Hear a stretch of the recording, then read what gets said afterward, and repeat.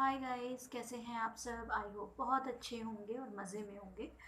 और आप में से बहुत ऐसे होंगे जो जुडिशरी की तैयारी कर रहे होंगे, क्योंकि बिहार का आने वाला है। कह रहे हैं कि शायद कुछ मंथ में या दिसंबर या नवंबर तक, शायद, या अक्टूबर लास्ट तक तो नहीं, लेकिन दिसंबर तक शायद वो लोग नवंबर से दिसंबर में शायद एग्ज़ाम करा लें।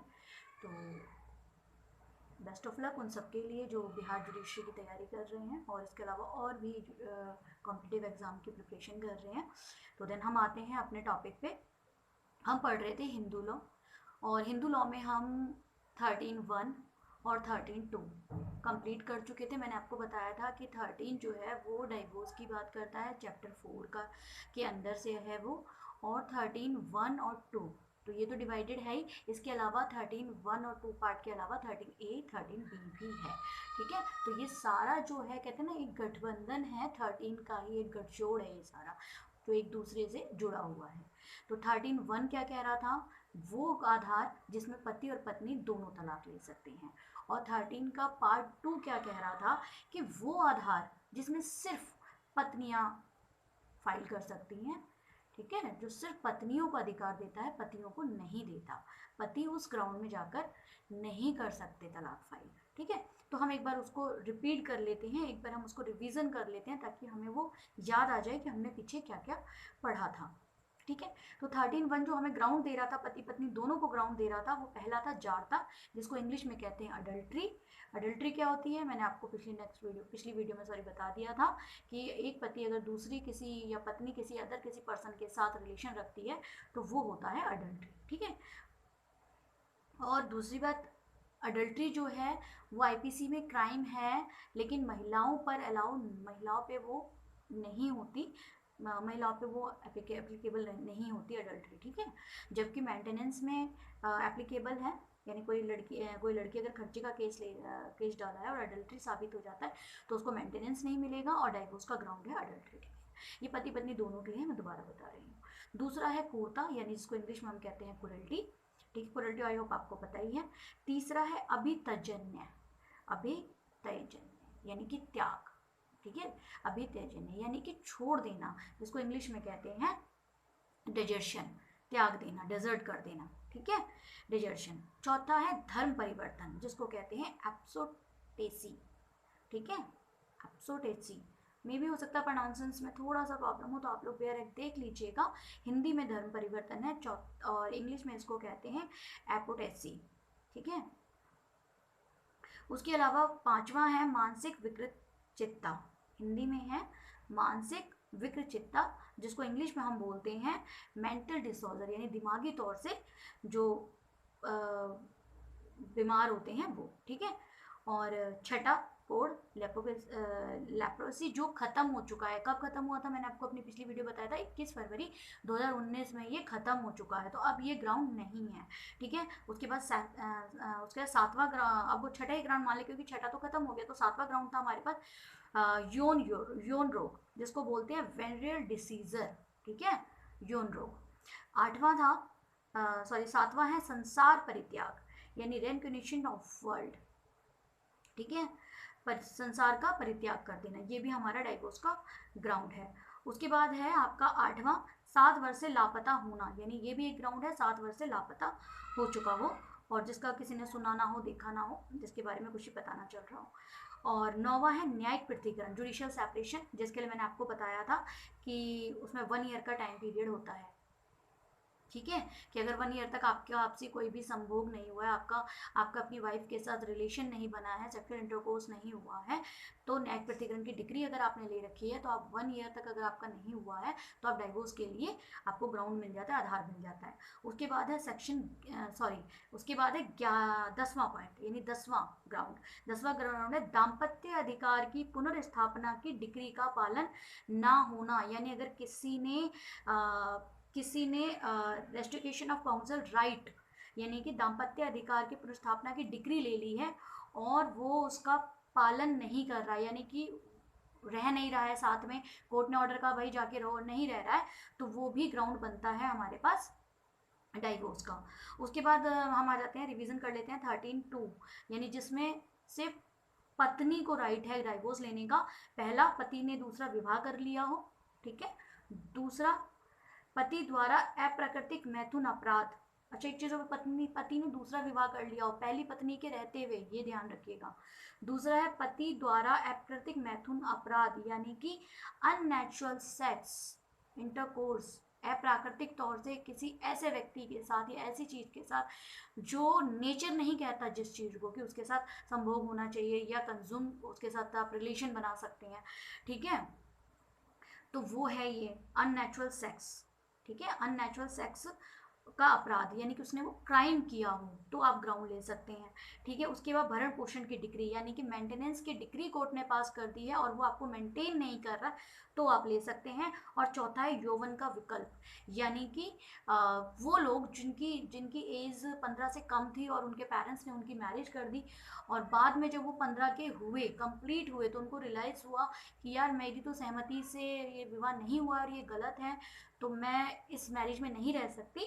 तो 18 साल से पूरा होने से पहले, यानी ये नहीं कि 18, 19, 20 हो गए तब जाके आप, नहीं, मैंने आपको बताया था अपनी पिछली वीडियो में कि 18 तक अगर, यानी 15 से 18 तक का उनके पास टाइम होता है कि वो इस ग्राउंड पर डाइवोर्स फाइल कर सकते हैं, ठीक है। केसेस में ऑलरेडी आपको बता चुकी थी। अब हम आते हैं 13A। 13A हमारा क्या कहता है, विवाह विच्छेद की कार्यवाहियों में प्रत्यस्ती को वैकल्पिक अनुतोष, ठीक है, यानी कि इंग्लिश में कहेंगे इसको alternative relief in divorce proceeding, यानी कि जो डाइवोर्स की प्रोसीडिंग है जिसमें आप लेने तो गए हैं तलाक, लेकिन आपको उसके अलावा कुछ और रिलीफ भी कोर्ट दे सकती है। तो वो रिलीफ क्या है वो मैं आपको बताती हूँ। कौन कहता है, 13 का ए यानी कि 13 का क कहता है, ये इस अधिनियम के अधीन किसी कार्यवाही में विवाह विच्छेद की डिक्री द्वारा विवाह के विघटन के लिए अर्जी पर, यानी कि इस एक्ट के तहत किसी ने डाइवोर्स की डिक्री के द्वारा विवाह को खत्म, विघटन यानी विवाह को खत्म, मैरिज को खत्म करने के लिए कोई अर्जी, यानी कि कोई पिटीशन, यानी कोई एप्लीकेशन तो नहीं, हम उसको पिटीशन ही बोलेंगे क्योंकि वो एक तरह से सूट ही होता है, ठीक है। एक प्रॉपर एक फॉर्म में जाता है तो पिटीशन होता है, ठीक है। जब आप सिविल केस पढ़ते हैं तो वो सूट हो जाता है, ये ध्यान रखिएगा। पर्सनल लॉ में जब हम आते हैं तो पिटीशन हो जाता है और जब हम उसको सिविल में फाइल करते हैं तो वो सूट हो जाता है, ठीक है। और जब हम क्रिमिनल में जाते हैं तो वो कंप्लेंट हो जाता है। ये तीन अलग अलग एक वर्ड हैं। तो अब ये क्या कहता है कि डिक्री द्वारा विवाह के विघटन के लिए अगर कोई अर्जी पर, यानी कोई भी पिटीशन फाइल हुई है कि भैया डाइवोर्स दे दिया जाए, हमारे मैरिज को खत्म कर दिया जाए, तो उस दशा को छोड़कर जिसमें अर्जी धारा 13 की उपधारा 1 यानी कि 13 का सबसेक्शन 1 का जो खंड है 2, 4 और 2, 6 और 7, ठीक है। 2 हमारा क्या कह रहा था, आप देखिए अपना, अगर बेयर एक्ट आपके पास हो तो प्लीज देख लीजिएगा। सेकंड कह रहा था क्रूरता यानी क्रुएल्टी, ठीक है। और फोर्थ हमारा क्या कह रहा था, धर्म परिवर्तन, ठीक है।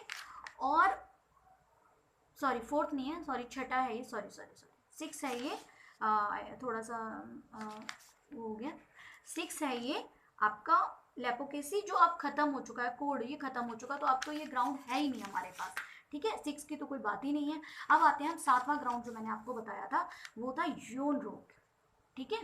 तो अब क्या क्या हमारे पास हो गया, ये क्या कहता है कि इस अधिनियम के तहत अगर कोई डाइवोर्स फाइल किया जाता है, कोई डाइवोर्स की प्रोसीडिंग चल रही है और उसमें 13 का जो 13(1) के जो आधार दे रखे थे, जो ग्राउंड बताए थे 13 में, उसमें दूसरा, छठा ऑलरेडी खत्म हो चुका है जो कोड रोग था, और 7वां, यानी कि अब आप ये मान लीजिए दूसरा और 7वां, दूसरा क्या था क्रूरल्टी यानी कि क्रूरता, और 7वां क्या था आपका यौन रोग, ठीक है, जिसको इंग्लिश में आप बोलते हैं, आई होप हिंदी में भी लोगों को पता ही होगा, ये वेंट्रल डिसीजर, ठीक है, यौन रोग। अगर इन 2 आधारों पर डाइवोर्स फाइल किया गया है तो कोर्ट आपको डाइवोर्स का ही रिलीफ देगी, उसके अलावा कोई रिलीफ उसमें नहीं है, जब तक कि आपकी खुद की कंसेंट ना हो, खुद की सहमति ना हो कि भैया हमें साथ रहना है, हम डाइवोर्स नहीं ले रहे हैं।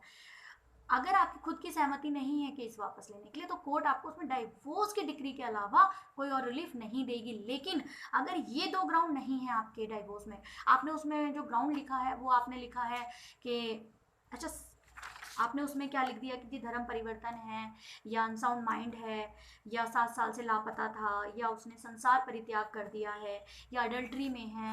ये इसके अलावा यानी कि 2 ग्राउंड छोड़ के जो बाकी ग्राउंड हमें 13(1) में दे रखे, 13(2) की बात नहीं कर रही हूँ मैं, पत्नी के राइट वाली बात नहीं कर रही हूँ मैं, सिर्फ वो कर रही हूँ, वो आधार की बात कर रही हूँ जो पति और पत्नी दोनों को मिले हुए हैं। तो उसमें दूसरा यानी क्रूरल्टी, क्रूरता, और 7वां यानी कि यौन रोग, वेनरल डिसीजर, इसको छोड़कर अगर आपने किसी और आधार पर डाइवोर्स फाइल किया है तो कोर्ट आपको डाइवोर्स के अलावा और भी रिलीफ दे सकती है। अब ये रिलीफ क्या है मैं आपको बता देती हूँ। यदि न्यायालय मामले की परिस्थितियों को ध्यान में रखते हुए ये न्याय संगत समझता है, यानी कि कोर्ट को देखो इनहेट पावर होती है, कोर्ट को इनहेट पावर कहाँ होती है, अंतर्निहित शक्ति कहाँ होती है, सेक्शन 151 में 151 में सीपीसी के अंदर कोर्ट को इनहेट पावर है, अंतर्निहित शक्ति है उसके पास, वो अपने हिसाब से चीज़ों पर डिसीजन कर सकता है। आप वो बाउंड नहीं है कि आप ही की बात मानेगा, नहीं, वो डिसाइड करने के लिए अपनी बुद्धि अपने और वहाँ के सर्कमस्टांसेस भी देख सकता है। ठीक है, तो क्या कहा कि यदि न्यायालय मामले की परिस्थितियों को ध्यान में रखते हुए, यानी कि वो देख रहा है कि इनका जो रिश्ता है वो बच सकता है, बचाया जा सकता है, और इनके बीच थोड़ी सी मिसअंडरस्टैंडिंग है, या जो एक ग्राउंड है वो दोनों ग्राउंड एक दूसरे एक्सेप्ट करके चीज़ों को सॉर्ट आउट कर सकते हैं, उसको ख़त्म कर सकते हैं और अच्छे से अपनी मैरिज लाइफ दोबारा से जी सकते हैं। अगर उनको ऐसा कुछ महसूस होता है, ठीक है, कुछ लगता है जैसे उनके बीच में कोई बच्चा है और उन्हें लगता है कि यार बेबी की लाइफ ख़राब हो रही है या बच्चे की लाइफ ख़राब हो रही है, और ये पति पत्नी के बीच में ऐसा कुछ है कि अगर इनको थोड़ा सा मौका दिया जाए, जरा सा मौका दिया जाए, तो ये चीज़ें तलाक तक ना पहुंचकर घर दोबारा से जुड़ जाएगा, दोबारा से इनका रिलेशन अच्छा हो जाएगा। तो कोर्ट क्या करेगी, अगर कोर्ट को लगता है, लेकिन कोर्ट जो भी करेगी न्याय संगत यानी जुडिशरी के अंतर्गत रहते हुए, न्याय के अंतर्गत रहते हुए, इनलीगल कुछ नहीं करेगी, लीगली करेगी वो। ठीक है, तो क्या करेगी वो, विवाह विच्छेद की डिग्री के बजाय, यानी कि तलाक की डिग्री के बजाय, डाइवोर्स की डिग्री के बजाय वो क्या दे देगी, न्यायिक पृथक्करण की डिग्री पारित कर देगी, यानी जुडिशियल सेपरेशन की डिग्री वो पारित कर देगी, यानी कि इशू कर देगी। क्यों? क्योंकि उसको लग रहा है कि इस शादी को बचाया जा सकता है, तो एक बार कोशिश करने में क्या हर्ज है। ठीक है ना, हम लोग भी कई बार रिश्तों को हम लोग का भी होता है कि भैया ठीक है रिलेशन थोड़ा बहुत खटपट हो गई और हम लोग मौका देते हैं, हम हर चीज़ को मौका देते हैं। देखिए हम लोग बहुत से ऐसे लोग हैं कि कई कुछ काम शुरू करते हैं और वो सक्सेस नहीं होता, तो फिर दोबारा अपने आप को मौका देते हैं कि नहीं मैं दोबारा से इस चीज़ को करूँगा। तो सेम ऐसी मैरिज लाइफ है, और मुझे लगता है कि लोगों को अपनी मैरिज लाइफ अगर कभी कोई डिस्टर्ब हो रही है उनकी, तो उन्हें एक मौका ज़रूर देना चाहिए। ठीक है, ये मेरा पर्सनल व्यू है, लॉ नहीं कह रहा, ये मेरा पर्सनल व्यू है।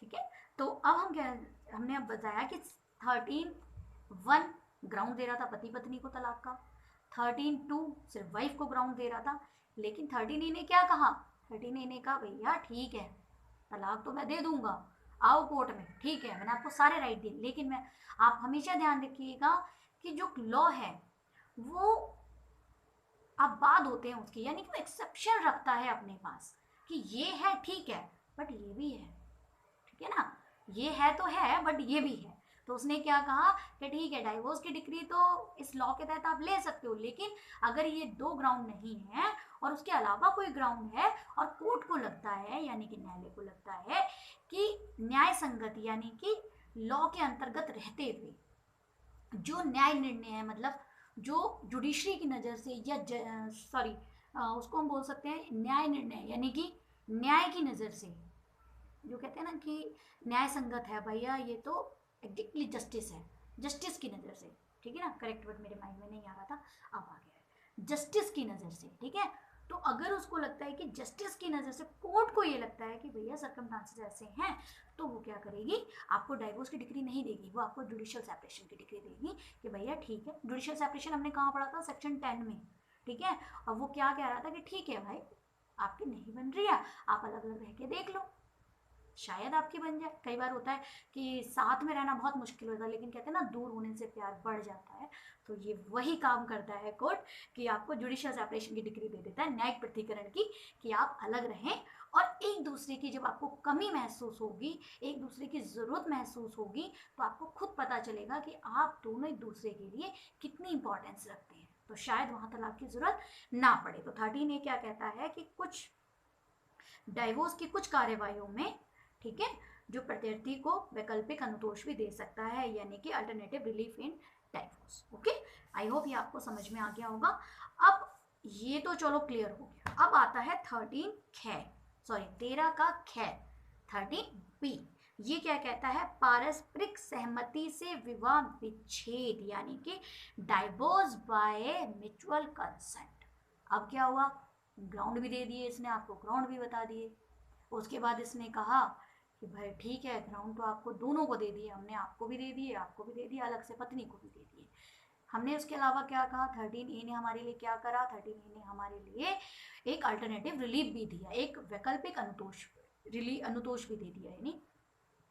उसके बाद अब 13B क्या कहता है कि भैया ये सब तो चीजें हो गई, अगर फिर भी आपको समझ में नहीं आता है, आपको लगता है कि नहीं, पत्नी भी कह रही है कि मुझे नहीं रहना और पति कह रहा है मुझे नहीं रहना, दोनों एक दूसरे से अलग होने की ठान चुके हैं। तो जब ठान चुके हैं तो भैया वो कहते हैं कि मियाँ बीवी राजी तो क्या करेगा काजी। तो सेम वही चीज है कि जब हस्बैंड और वाइफ दोनों राजी हो तो कोर्ट क्या करेगी और हम लॉयर क्या करेंगे? हम कुछ नहीं कर सकते। हाँ, हम क्या कर सकते हैं कि भैया ठीक है, एक पिटीशन बनाएंगे जिसपे आप दोनों आए, सहमति से साइन करें और जज साहब के सामने, न्यायाधीश के सामने पेश हो जाएं और आकर अपनी बात कह दें कि जी हमें नहीं रहना, जज साहब देख लेंगे, सुन लेंगे और आपको सहमति से आप दोनों को अलग कर देंगे। और उसके बाद आपकी अपनी दुनिया, भैया आप अपना जाओ और आप अलग जाओ, जिसको जहाँ जाना है। ठीक है, कि आप जहाँ जहाँ जाना चाहते हैं आप जा सकते हैं। तो 13B कहता है, यानी 13 कहता है कि अगर पति पत्नी चाहते हैं, दोनों ही चाहते हैं। देखिए 13B में क्या था? 13B में ये था, एक पार्टी चाह रही थी और एक पार्टी नहीं चाह रही थी। 13(1) में जो था वो क्या था कि 13(1) कह रहा था एक पार्टी चाहती थी, एक पार्टी नहीं चाह रही थी। 13 का 2 भी यही था, एक पार्टी के कंडक्ट की वजह से दूसरी पार्टी उससे डाइवोर्स लेना चाह रही थी और इसमें दूसरी पार्टी को पत्नी, यानी पत्नी तलाक लेना चाह रही थी 13(2) में, पति के कंडक्ट की वजह से, जो उसका व्यवहार था, जो उसका आचरण था, जो हमें 13(2) में ग्राउंड बताए गए थे। ठीक है, तो इन दोनों में दोनों पक्ष सहमत नहीं थे। 13A में भी दोनों पक्ष सहमत नहीं है, एक पक्ष तैयार है, एक पक्ष तैयार नहीं है। एक कह रहा है भैया मैं तो रहना चाहता हूँ, एक कह रहे, वो कह रही नहीं नहीं मुझे नहीं रखना, अब रह लूंगी तो मुझे मार ही देगा जान से, मुझे नहीं रहना इसके साथ। ठीक है, तो ये तीनों जो थे, ये वो थे कि जिसमें डाइवोर्स का ग्राउंड बता दिया, डाइवोर्स के लिए आपको अल्टरनेटिव रिलीफ बता दिया कि भाई ठीक है, लेकिन वहाँ जहाँ पर एक पार्टी तैयार थी, एक पार्टी तैयार नहीं थी। लेकिन 13B क्या कहता है? 13B कहता है, 13 कह कि भैया जहाँ दोनों तैयार हैं तो वहाँ क्यों कोर्ट का समय खराब करेंगे और क्यों आप लड़ेंगे? तो आइए और तलाक ले जाइए यहाँ से। ठीक है, तो उसे कहते हैं पारस्परिक सहमति से विवाह विच्छेद, यानी आपसी सहमति से डाइवोर्स। ठीक है, अब इसको हम एक्ट के तरीके से एक बार पढ़ लेते हैं। 13B का 1 यानी ख का 1 क्या कहता है? इस अधिनियम के उपबंधों के अधीन रहते हुए विवाह के दोनों पक्षकार मिलकर विवाह विच्छेद की डिक्री द्वारा विवाह के विघटन के लिए अर्जी, चाहे ऐसा विवाह विधि संशोधन अधिनियम 1976 के प्रारंभ के पूर्व या उसके पश्चात अनुस्थापित किया गया हो। ठीक है, मैं आपको बताऊं कि 13A और 13B जो हमारे हिंदू लॉ में जोड़ा गया वो 1976 में जोड़ा गया, अमेंड जो हुआ 1976 में जोड़ा गया।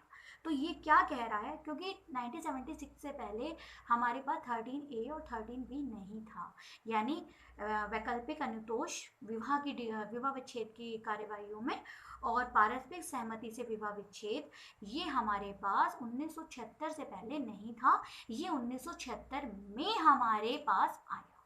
ठीक है, तो ये क्या कह रहा है आपसी सहमति वाले में कि इस अधिनियम के उपबंधों के अधीन रहते हुए, यानी कि जो इस एक्ट के अंदर बताया है, ठीक है, उसके अधीन रहते हुए, उसके अंडर विवाह के दोनों पक्षकार मिलकर यानी पति पत्नी दोनों मिलकर विवाह विच्छेद की डिक्री द्वारा यानी कि तलाक की डिक्री द्वारा विवाह के विघटन के लिए अर्जी यानी कि तलाक म्यूचुअल डाइवोर्स की पिटीशन फाइल करेंगे। चाहे ऐसा विवाह यानी अब जो उनकी मैरिज है उसकी बात हो रही है, चाहे ऐसा विवाह विवाह विधि संशोधन अधिनियम 1976 के प्रारंभ के पूर्व या उसके बाद, यानी कि विवाह जो है, जो मैरिज जो हुई है वो 1976 का जो अमेंड हुआ, जो संशोधन हुआ हमारे लॉ में, हिंदू लॉ में, उससे पहले का हो या उसके बाद का हो। ठीक है, जिला न्यायालय में यानी कि डिस्ट्रिक्ट कोर्ट में। ठीक है, उस टाइम पे फैमिली कोर्ट नहीं थी। फैमिली कोर्ट का जो प्रचलन है जो हम देख रहे हैं वो जनरली, मैं बताऊं अपनी बात तो मैं उसको 2014 से देख रही हूँ। जहाँ तक मैं अपनी बात बताऊं क्या थी, मैं उसे 2014 से देख रही हूँ फैमिली कोर्ट को। और ठीक है, बाकी जिला न्यायालय, ठीक है, जिला न्यायालय कन्फर्म, क्योंकि उससे पहले जो केसेस फाइल होते थे वो एडीजी के पास होते थे। ठीक है, जो एडीजे के पास फाइल होते थे और डिस्ट्रिक्ट कोर्ट में फाइल हुआ करते थे। ठीक है, डिस्ट्रिक्ट कोर्ट में फाइल हुआ करते थे। उसके बाद ये फैमिली कोर्ट में आपका पारिवारिक न्यायालय न्याय वाला जो आपका चलन है वो आया है। उसके बाद से ये फैमिली कोर्ट में फाइल होने लगे हैं। लेकिन हमारा जो एक्ट है वो तो जब ही का बना हुआ है जब डिस्ट्रिक्ट कोर्ट जिला न्यायालय हुआ करती थी, तो ये जिला न्यायालय की ही बात कर रहा है। ठीक है, मैं एक चीज़ आपको और बता दूं कि अगर आप लोग जुडिशरी की तैयारी कर रहे हैं और अगर आपसे ये पूछा जाता है कि जो पिटीशन है हिंदू लॉ के अंतर्गत वो कहाँ डाली फाइल होती है, जैसे सेक्शन 9 है या 13 है, अगर वहाँ पे परिवार न्यायालय है तो आप परिवार न्यायालय पे टिक लगाइएगा, नहीं तो जिला न्यायालय। ठीक है, जिला न्यायालय इसका करेक्ट आंसर है अगर परिवार न्यायालय नहीं है। लेकिन अगर परिवार न्यायालय है तो अब तो ऑलमोस्ट हर स्टेट में फैमिली कोर्ट हो गई है, तो वही इसका आंसर होगा। ठीक है, तो जिला न्यायालय में इस आधार पर पेश कर सकेंगे कि वे 1 वर्ष या उससे अधिक समय से अलग रह रहे हैं। अब म्यूचुअल डाइवोर्स के लिए मैंने आपको क्या बताया कि 1 ईयर का सेपरेशन बहुत जरूरी है। कितने ईयर का? 1 ईयर का। 1 साल आपको अलग हुए हो चुका हो। और डाइवोर्स के लिए हम तलाक कब फाइल करते हैं? एक शादी को 1 साल आपको हो चुका हो। ये देखिए, टाइम लिमिट बहुत ज़रूरी है, टाइम को जानना बहुत ज़रूरी है, क्योंकि अगर आप विदाउट टाइमिंग, आप बिना टाइम देखे, बिना उसको देखे कि भाई लिमिटेशन में आ रहा है या नहीं आ रहा है, आप जाके कर देते हैं तो कोर्ट आपको कहेगी भैया क्यों इतनी जल्दी आ गए, एक बार मौका ले लो, देख लो।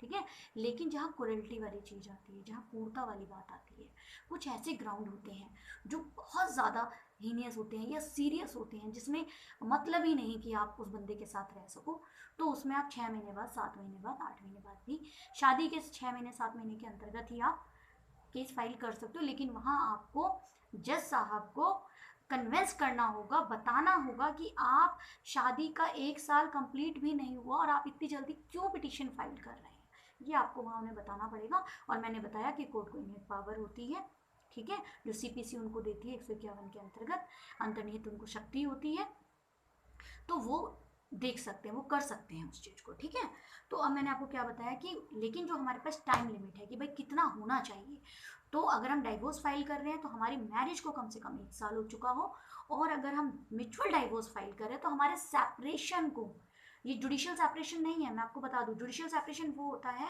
जिसके लिए कोर्ट हमें डिक्री देता है, जब हम वहाँ पे डाइवोर्स की अर्जी ना दाखिल करके हम न्यायिक पृथक्करण यानी जुडिशियल सेपरेशन की करते हैं।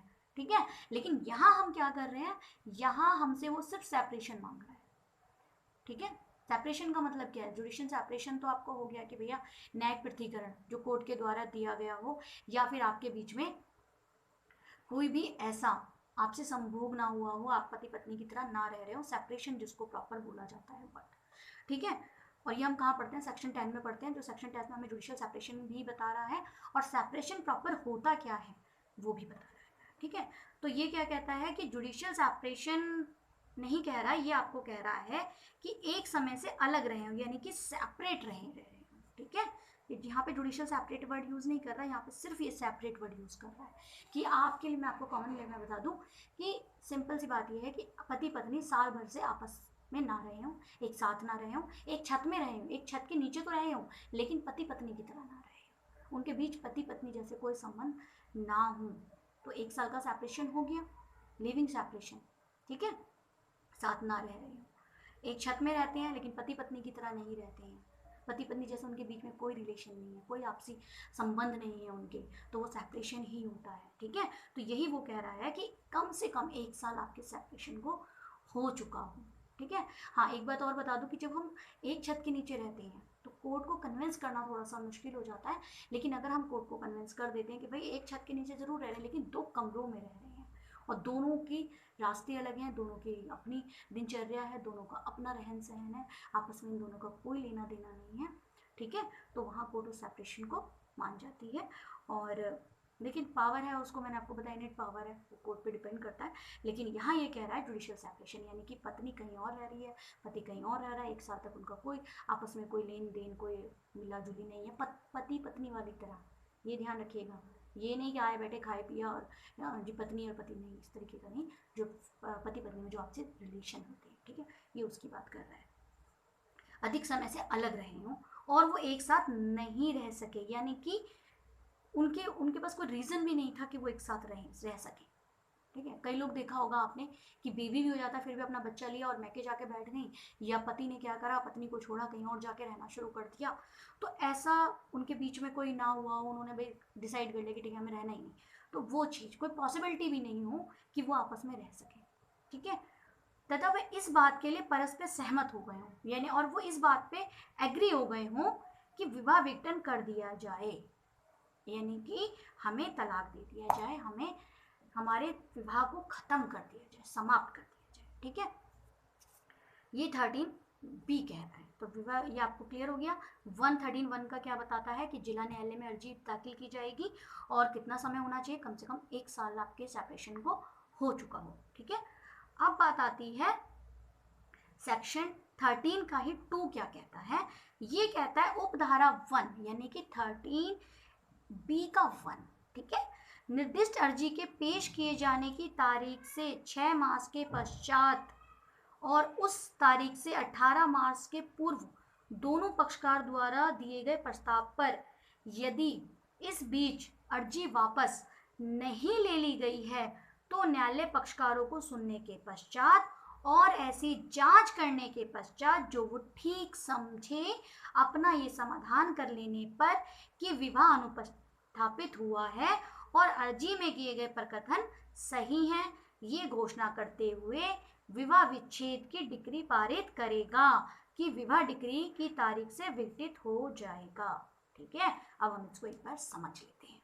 तो ये क्या कह रहा है कि 13(2) ये कहता है कि उपधारा 1 यानी कि 13B का सबसेक्शन 1 जो था, ठीक है, यानी कि आप उसको क्लोज 1 भी बोल सकते हैं, जो 1 था 13B का 1, ठीक है, वो क्या कह रहा है 13B का 2 ये कह रहा है कि 13B के 1 में निर्दिष्ट अर्जी पेश किए जाने की तारीख से 6 माह के पश्चात और उस तारीख के 18 मार्च के दोनों पक्षकारों दिए गए प्रस्ताव पर, यानी कि क्या है, अब मान लीजिए मैं आपको एक चीज़ बताऊं, जो हमारा म्यूचुअल डाइवोर्स होता है, सहमति वाला होता है, वो 2 पार्ट में होता है, फर्स्ट मोशन और सेकंड मोशन।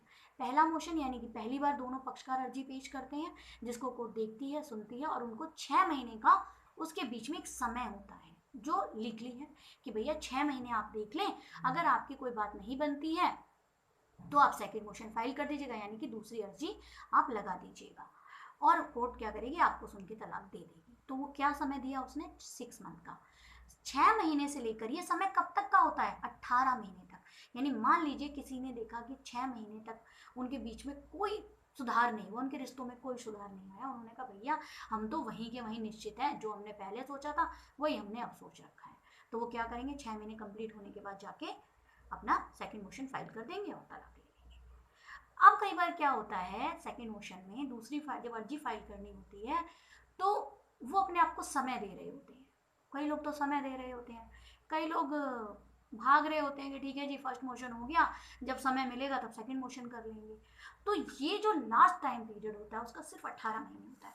अगर 18 महीने में आपने या तो कोर्ट को ये नहीं बताया कि जी हम अपनी अर्जी वापस ले रहे हैं, जो हमारा फर्स्ट मोशन हुआ है उसको हम डिस्ट्रॉय करते हैं और हम दोबारा से जाके पति पत्नी की तरह रह रहे हैं, हमें तलाक नहीं लेना, या तो वो कोर्ट को ये बताए, और अगर वो 18 महीने तक कोर्ट को ये नहीं बताता है तो 13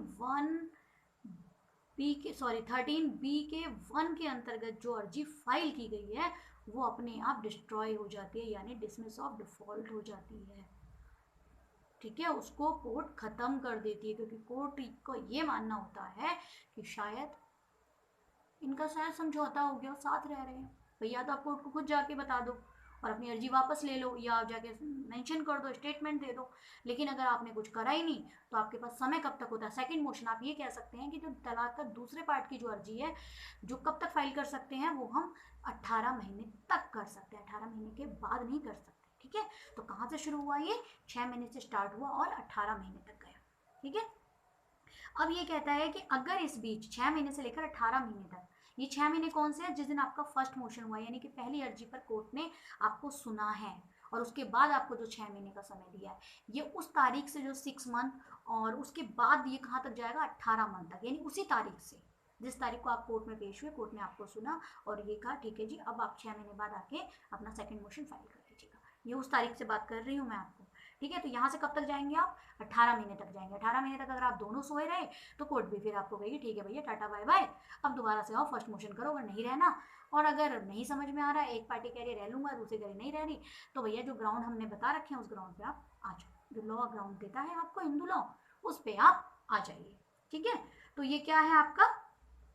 आपने 18 महीने तक अपनी अर्जी को वापस नहीं लिया और आपने क्या करा, 6 महीने बाद ही या 7 महीने बाद ही आप गए, आपने दूसरी अर्जी दाखिल करी और आपने कहा कि ठीक है, हमारे बीच तो कोई समझौता नहीं हुआ और हम लोगों को अब नहीं साथ रहना है।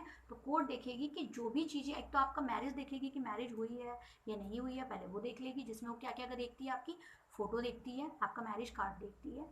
ठीक है, और अगर मान लिया आपके बाई चांस आपके पास मैरिज फ़ोटो नहीं है, मैरिज कार्ड है, तो भी कोर्ट उसको एक्सेप्ट कर लेती है। और अगर कार्ड भी नहीं है, मैरिज फोटो भी नहीं है और बहुत पुरानी शादी है, तो कोर्ट आपका एक एफिडेविट आपसे ले लेती है, अंडरटेकिंग आपकी ले लेती है, जिसमें ये लिखा होता है कि हाँ जी, मेरी शादी ऐसे ऐसे हुई थी और मेरे पास कोई प्रूफ नहीं है, क्योंकि हमारी शादी को बहुत समय हो गया। जैसे मान लीजिए किसी की शादी को 22 साल हो गए, 23 साल हो गए सॉरी, अब फोटो तो रखी हुई नहीं है, एक दूसरे की शक्ल नहीं देखना चाहते, फोटो कौन संभाल के रखेगा उनकी, तो ये उस चीज़ों में है।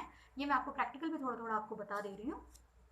ठीक है, तो प्रकृतन अनुपस्थापित हुआ है और अर्जी किए गए कथन सही है, यानी वो देख लेगा कि जो भी चीज़ें आपने उस पिटीशन में लिखी हैं, आपसे वो जो पूछ रहा है वो दोनों तालमेल उनका मिला हुआ है, यानी कि उसमें कंट्रडिक्शन नहीं है कि आप शादी की तारीख कुछ बता रहे हैं, जगह कुछ बता रहे हैं, ऐसा नहीं है। आपकी सारी बातें जो आप मुंह से कह रहे हैं, ओरली कह रहे हैं, मौखिक तौर से कह रहे हैं, वही आपका लिखित में भी है तो कोर्ट क्या करेगी, आपको विवाह विच्छेद की डिग्री पारित कर देगी, और वो जो डिग्री आपकी मानी जाएगी वो उस तारीख से मानी जाएगी जिस दिन कोर्ट ने उस पर ऑर्डर किया है या आदेश दिया है अपना और उस पर हस्ताक्षर किए हैं। ठीक है, तो अब आपका ये कंप्लीट हो गया, हमने समझ लिया कि 13A हमें अल्टरनेटिव रिलीफ दे रहा था, वैकल्पिक अनुतोष दे रहा था विवाह विच्छेद की कार्यवाहियों में, और 13B हमें दे रहा था म्यूचुअल डाइवोर्स की सहमति से आप तलाक ले सकते हैं, और उसमें उसने समय भी बता दिया कि आपका सेपरेशन 1 साल हो चुका हो आपकी सेपरेशन के लिए, और दूसरा अगर आप दूसरी अर्जी सेकेंड मोशन जो आप फाइल करेंगे उसके लिए जो टोटल टाइम पीरियड होता है वो 6 मंथ का लेकर आपके पास 18 महीने का होता है। ठीक है, अब इसमें एक चीज़ और मैं बताऊं जो अभी हाल फिलहाल आया था, जिस शादी में, ये मैं डेट मुझे इस टाइम कंफर्म करेक्टली याद नहीं है, कंफर्म नहीं है, मतलब अभी मुझे एट द टाइम मुझे डेट याद नहीं है कि ये कब से आया है, लेकिन सुप्रीम कोर्ट का ऑर्डर आया था जिसमें ये कहा गया था कि जिन शादियों को, जो शादियाँ बहुत पुरानी हैं और उसमें सेपरेशन भी बहुत पुराना है, यानी कि मान लीजिए कोई पति पत्नी है और उनको 6-7 साल हो गए अलग रहते हुए, या 2 साल अलग हो गए रहते हुए, या 2.5 साल अलग हो गए रहते हुए, या 5 साल अलग हो गए रहते हुए, तो इस तरह के जो रहने वाले हैं, भाई शादी हुई, शादी होने के बाद जो सेपरेशन आया, वो सेपरेशन यानी कि जो उनका अलग अलग रहना हुआ, वो उनका कब से हुआ, उसको हुए कितना टाइम हो गया, 3 साल हो गए, 4 साल हो गए, 5 साल हो गए, शादी का तो था ही, शादी का 1 ईयर तो है ही जो था, उसके बाद जो था 4 साल से अलग रह रहे हैं, 5 साल से अलग रह रहे हैं, तो कोर्ट उसमें क्या करेगी, आपको दूसरी अर्जी दाखिल करने के लिए 6 महीने रुकने की ज़रूरत नहीं है, वो आपका फर्स्ट मोशन होते ही जैसे ही कोर्ट का ऑर्डर आ जाए आप उसमें दूसरा फाइल कर सकते हैं, दूसरी अर्जी फाइल कर सकते हैं कि जी हमारी सेपरेशन को, लेकिन हाँ उसके अंदर एक एप्लीकेशन लगती है, एक अर्जी उसके साथ फाइल होती है, एक एप्लीकेशन फाइल होती है, एक आवेदन लगता है आपके पिटिशन के साथ कि जी हमारे को सेपरेट रहते हुए इतना साल हो गया, तो हम 6 महीने रुक कर अब क्या करेंगे, हमें 6 महीने के लिए ना रोका जाए, क्योंकि हम, कोई कहता है जी हमें रीमैरिज करनी है, कोई कहता है कि हमें अपने अपने रास्ते अलग देखने हैं, हमें तो हम 6 महीने नहीं रुकेंगे, क्योंकि हमारे पास ये रीज़न है। अब वो रीज़न कॉज ऑफ एक्शन, वो कॉज बता देता है वो कि भैया हमें ऑलरेडी 5-6 साल सेपरेशन के लिए अलग रहते हुए हो गए हैं, या 3 साल हो गए, 4 साल हो गए हैं, मतलब कम से कम 1.5 साल, 2 साल, 3 साल हो चुके हों, ठीक है।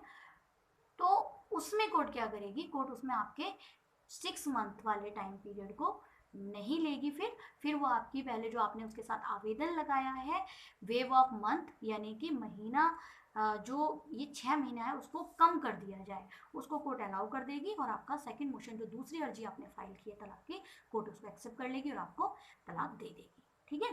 तो ये कहाँ अप्लाई होता है, ये वहाँ अप्लाई होता है जहाँ पति पत्नी की शादी को भी समय हो चुका है और वो बहुत समय से अलग रह रहे हैं, ठीक है। जैसे मान लीजिए किसी ने बंदे ने शादी करी, एक दिन रहा वो या 2 दिन अपनी पत्नी के साथ रहा, उसके बाद से वो सेपरेट है, और सेपरेट रहते उन्हें कब तक हो गया, 3 साल हो गए, 4 साल हो गए, या 2 साल हो गए, 2.5 साल हो गए, ठीक है।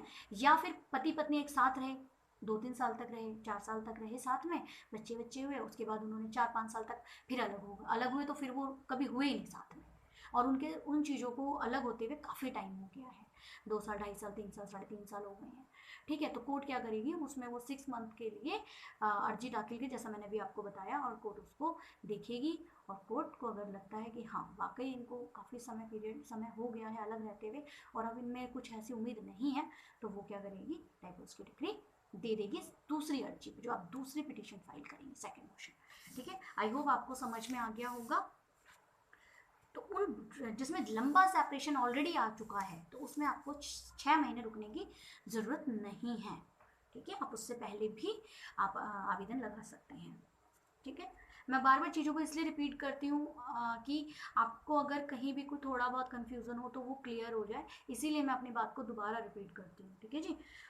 तो अब हम आते हैं केसेस की बात कर लेते हैं, ठीक है। अनिल कुमार जैन वर्सेस माया जैन, AIR 2010, सर्वोच्च न्यायालय यानी सुप्रीम कोर्ट का है। सर्वोच्च न्यायालय के अतिरिक्त कोई अन्य न्यायालय ऐसी स्थिति में जबकि सहमति देने वाले पक्षकारों में से कोई पक्षकार अपनी सहमति वापस ले लेता है, तो पारस्परिक सहमति के द्वारा विवाह विच्छेद की अज्ञापित पारित करने के लिए सक्षम नहीं है। अब समझिए इस केस में क्या कहा, इस केस ने ये कहा कि अगर कंसेंट, सहमति से म्यूचुअल डाइवोर्स फाइल कर दिया, लेकिन अब एक ने आकर कहा बीच में ही, फर्स्ट मोशन तो चलो हो गया उनका जैसा तैसे, या नहीं भी हुआ, बीच में गए वो फर्स्ट, या तो मतलब मान लीजिए पहली पिटीशन में ही, फर्स्ट मोशन में ही जाके बंदा कह दे, पति या पत्नी दोनों से कोई एक ने कह दिया कि नहीं जी हमें सहमति से नहीं चाहिए, तब लग रहा था अब मुझे नहीं चाहिए, कोई एक पक्ष, दोनों नहीं, कोई एक पक्ष ये कहते मुझे नहीं चाहिए, या फर्स्ट मोशन हो गया, सेकंड मोशन में जाकर कह दे जी मुझे नहीं चाहिए, ठीक है। तो क्या होगा, म्यूचुअल डाइवोर्स नहीं हो सकता। फिर पति या पत्नी जिस भी पक्षकार ने हामी भरी है कि हाँ मुझे करना है, लेकिन दूसरा पक्षकार मना कर रहा है, तो जिस पक्षकार ने हम ये सहमति दी है कि मुझे तो चाहिए तलाक, तो वो क्या करेगा, वो आपका फिर उसी ग्राउंड पे आ जाएगा।